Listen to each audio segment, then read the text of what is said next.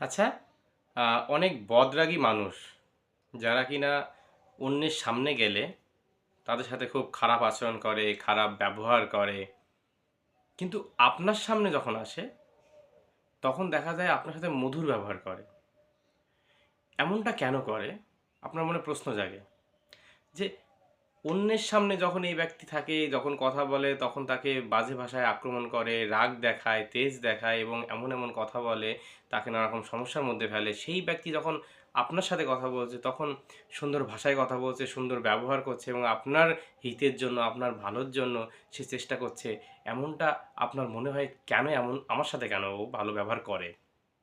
তাহলে অবশ্যই দেখবেন আপনার জন্মপত্রিকায় আপনার রাশি যদি বৃষ রাশি হয় এবং তুলা রাশি হয়, অর্থাৎ কিনা বৃষ রাশি শুক্রের নিজস্ব ঘর এবং তুলা রাশি শুক্রের নিজস্ব ঘর।